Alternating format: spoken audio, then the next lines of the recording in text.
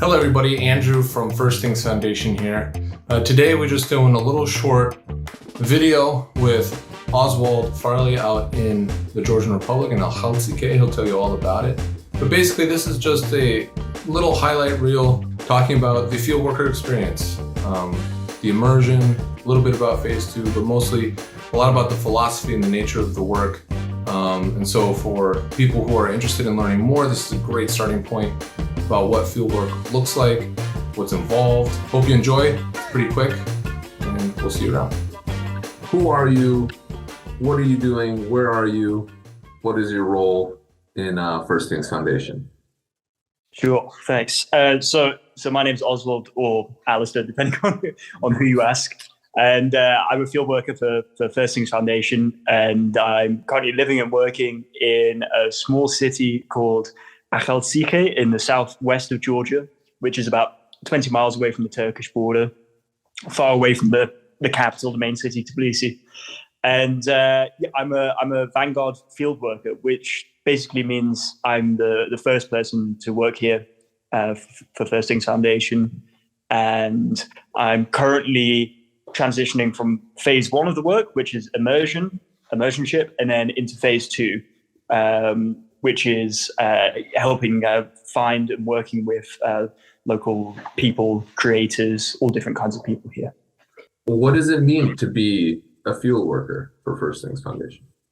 What's been your experience? Well, I guess there's kind of two sides to it, in the sense that it's as much about coming to somewhere where there's perhaps difficulties, whether they're economic or social, lots of different things. It's as much about helping people as it is as kind of learning about yourself and developing yourself, and a kind of cultural exchange the other way around.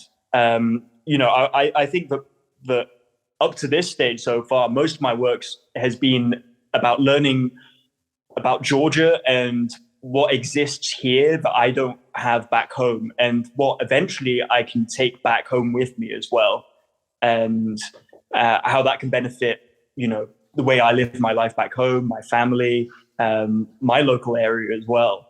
I could, already being here, I can think about 10 different ways that what I've done here can be applied to doing stuff back home as well that I wouldn't have thought about before coming somewhere like this as well. So, yeah. And it just gives you so many different skills as well, not just language skills, but interpersonal kind of communication skills, time management, all of these things that as an artist, I wasn't necessarily good at before. I didn't know I could do. It's made me so much more confident in writing as well. We have to write blogs, all of these different kind of things. I've discovered a lot as well in the process. The work that is asked of you as a field worker, the type of living, is a type of asceticism. It is a sacrificing of a type of living that is very comfortable and for one that is much more difficult and demanding. And so that forces a type of transformation if you're willing to go through the process. And so I'm curious, has there been a type of transformation?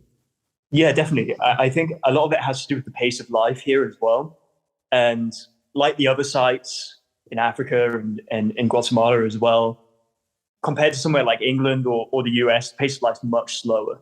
And I can give one example. One very obvious example is that I've been painting the whole time I've been here as well, and making work about Georgia, and also doing things that I wouldn't have done necessarily before because I'm here as well. One of them is poetry. Like I started writing, I had no thoughts about writing poetry. And suddenly being here in a country where like the written word and especially poetry is valued so high, that combined with this slow pace of life where, I don't have to look at my phone all of the time, and like a lot of my time spent, chopping wood, and I don't have running water all of the time, and I have to fill up all of these. It gives me so much more space and freedom, and the free time I do have to paint, it's been like my work's completely transformed.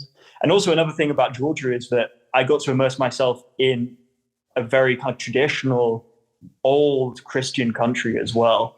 And that has had so much kind of poetic mystery and majesty about it, that's really kind of like exploded my creativity as well. And I feel like that helps all aspects with me communicating with people, and as well as that people have this kind of interest, because I'm showing this interest in Georgian art and stuff like that. And not everybody that comes here has those revelations, I guess.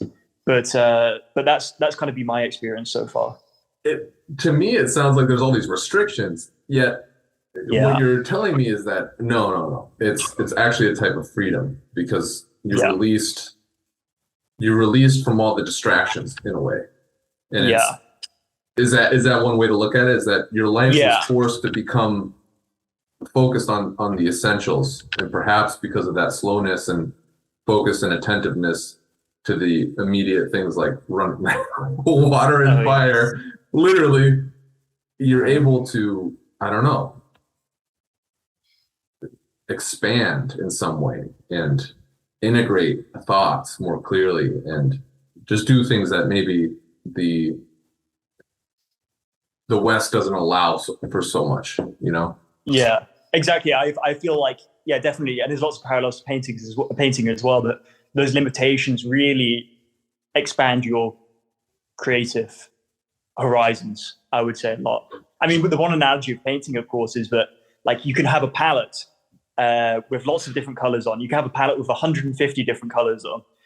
But for me, that makes it so much harder to paint. If I have 5 colors, everything becomes more kind of easier to remix in different ways. And I know what I have, and I'm limited, but there's so many more possibilities because I can think more clearly as well. So that's been my experience here in lots of different ways, and especially with kind of my spiritual life as well, I would say. Beautiful.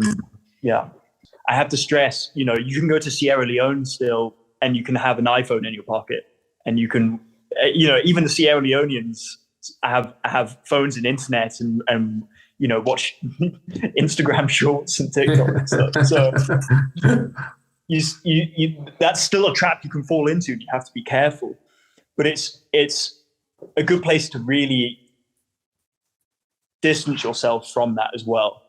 It really does feel like a fresh start that would have been a lot harder to separate that at home as well. But being here, I can kind of, at least I began the process, and now I feel like I really am kind of changing my kind of approach to like living in general. So yeah. And have you felt through the course of your immersionship, the first phase of your work, that you are now in a better position to actually provide assistance? First of all, I would say that the first phase, the immersionship phase, is, well, for me, it's been just the right amount of time as well. I don't think I would have been able to do the phase 2 stuff if it wasn't 9 months long. And definitely if I went into trying to find projects and with this idea of helping people and stuff from the get-go, it would be very difficult, and I don't think I would have much success mostly. I would say other than of course you're more sensitive to the culture by spending this kind of 9 months immersing. As well as that, a place like this, it's difficult to meet people from the get-go as well. So that process of immersing and going to eat with people, working at the same place, meeting families, extended families and stuff like that. The phase 2 work wouldn't have been possible without that, especially considering I'm the first person here as well. And it's a strange town, Akhalsike, in the sense that the high street, you wouldn't necessarily think there's much going on. But if you look kind of beyond the high street, and there's lots of kind of old buildings where upstairs people are doing really interesting things. Like Archil, who I'm working with now, he works in a garage on a back street somewhere. And it took me kind of 7 months, 8 months to find him. And it just wouldn't have been possible in the first place as well.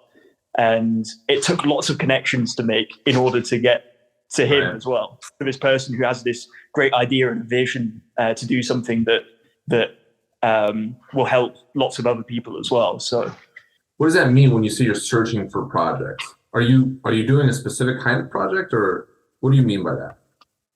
well, as much about people as it is about a project, I would say that much. Especially towards the end of the immersion trip, and even during kind of halfway, I would say, you come across people who you can talk to, and you describe what First Things does, and then they start talking about how they have this great idea, or they have something they're struggling with, and those are the kind of people that you have to kind of keep tabs on, and in some ways have patience, because if I met somebody like month 5, and I felt like I wasn't ready to obviously I hadn't started phase 2 and stuff like that yet, so I wasn't ready to take on that. But it's really important to keep an eye out for those kind of people that have a real passion for something that they're doing, and have kind of roadblocks in the way of them doing it as well. So that's kind of what I'm looking for, not necessarily a project. And the difficult thing is that you can't be too biased as well.